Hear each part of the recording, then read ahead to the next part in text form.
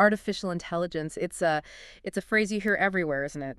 Often sounds really futuristic, maybe even a bit like magic. It really does.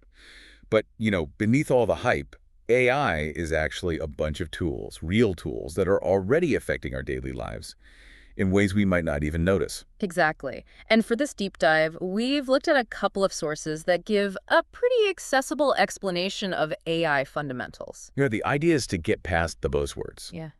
Give you a clear, hopefully engaging idea of what AI really is and how it works. Right. We're not just listing definitions. We want to unpack the main ideas, show you why they matter, without sort of getting lost in super technical stuff. Think of it like a shortcut to getting AI.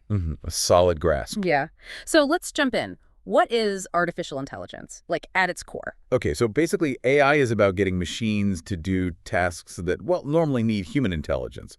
One source we looked at puts it nicely. It's like giving machines a kind of smart brain, so they can make decisions, answer questions, learn things. A smart brain for machines. I like that. It's simple. Yeah. And one source almost puts it like an equation. AI using machine plus smart brain. Simple. It shows it's not just the machine itself, but the smarts we add. Exactly, the intelligence layer. And to really picture this, the sources bring up Iron Man's Jarvis. Great example. Oh yeah, Jarvis is perfect. It's like the ultimate AI assistant, right? It talks, plans complex things, flies the suit, even jokes. Totally. It's super advanced. It represents a really, really developed AI. Right. And Jarvis might feel like pure sci-fi, but the sources point out we're already using sort of like baby versions of that kind of thing every day. Definitely. Think about Siri or Alexa or your Google Assistant. You talk to them, they understand, they talk back. That's AI. That's a great point. They understand actual speech. Yeah, that's a big part of it. And then you've got things like Chat.GPT. Oh, yeah. Everyone's talking about Chat.GPT. Right. It can chat, help with homework, write poems even. That shows AI working with text. And self-driving cars, too. Yeah. Still feels kind of futuristic, a car driving itself. It does, but it's a really clear example of AI making decisions in the real world, learning from tons of driving data. Robot chauffeurs, basically. Robot chauffeurs, I like it. So, okay, that makes you think. How do they actually learn all this stuff? What's going on underneath? Good question. That leads us straight into machine learning, or ML. It's a huge part of how AI works. Instead of programming every single tiny rule, we let the AI systems learn from data, from experience. Okay, learn from experience. And one source had that really good analogy, the pizza-making robot. Yes, the pizza robot. Perfect. So imagine day one, this robot makes a pizza and it's just awful. Right, like pineapple and pepperoni, apparently. Yeah, definitely questionable. Yuck. But the key thing is it learns from that disaster. With every try, it looks at what went wrong. So it notes, okay, humans didn't like the pineapple pepperoni combo. Exactly. It's like a human chef getting better over time. The robot uses the data from its failed pizzas, tweaks its approach, and just gets better and better. Maybe after, say, 100 tries, it's finally making your dream pizza. That ability to get better based on experience, that's machine learning. Okay, so it's not just following a recipe someone gave it. It's figuring out the art of pizza by, well, messing up and learning. That's quite different. It's a fundamental shift, yeah. All right, and building on that learning idea, neural networks. That sounds even more technical. It does sound fancy, but the basic idea is actually inspired by something pretty familiar. Our own brains, all those connected neurons. Okay, so like brain-inspired computing. Pretty much. One source calls neural networks a kind of fake brain for computers. They're made up of layers of connected nodes, like digital neurons that process information together. A fake brain that learns patterns, and the source mentioned a smart game character. Yeah, that's a great example. Imagine a character in a video game that doesn't just do the same thing over and over. It actually learns how you play. It starts anticipating your moves, maybe even surprising you. Okay, that would be cool. And a bit creepy, maybe. Maybe. But it shows how these networks can learn really complex patterns and make smart decisions in situations that are always changing, like a game. Got it. So AI is the big picture. Machine learning is how it learns from data. Neural networks are like a specific brain-inspired way to structure that learning. You've got it. Okay. Now, what about natural language processing? NLP. Where does that fit in? NLP is all about language.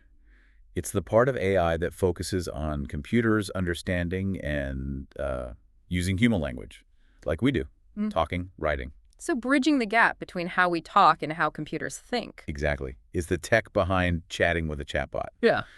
or when you ask Alexa or Siri to play a specific song. Right. The AI isn't just hearing keywords, it's trying to figure out what I actually mean. Precisely.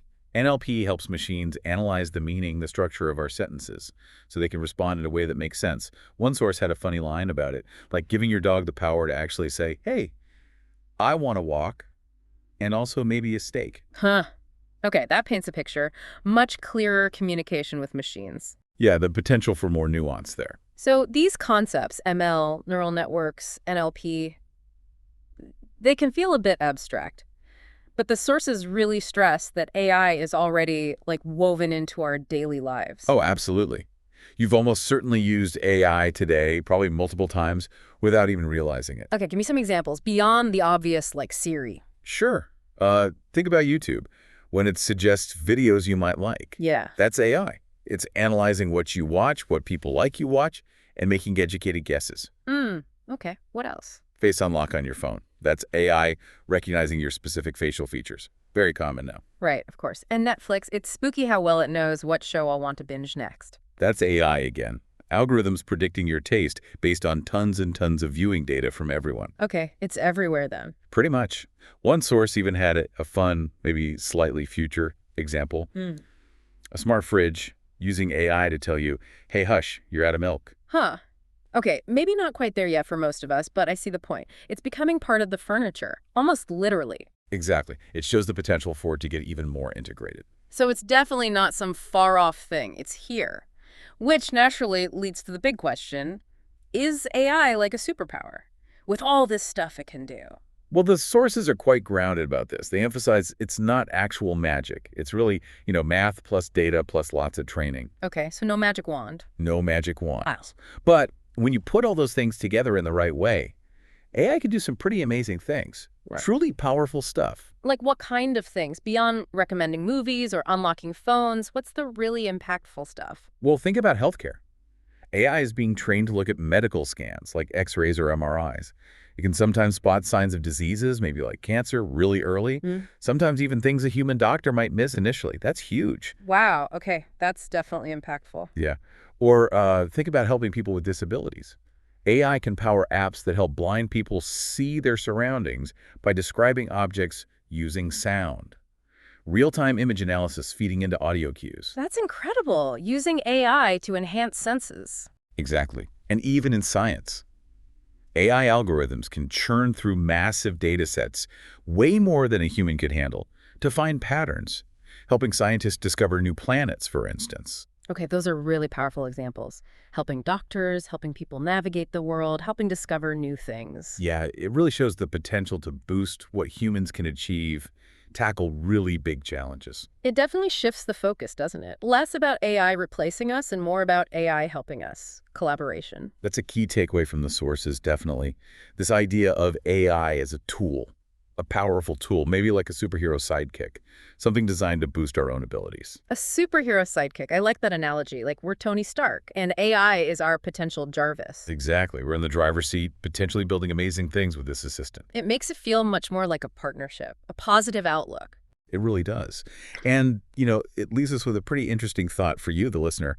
If AI is like your potential Jarvis, your sidekick, what kind of suit could you build? What problems could you solve? Or what cool things could you create with AI helping you out? What could you do with your own AI assistant? That's definitely something to think about as this technology keeps evolving so fast. Absolutely. It's a fascinating space to watch and maybe even participate in.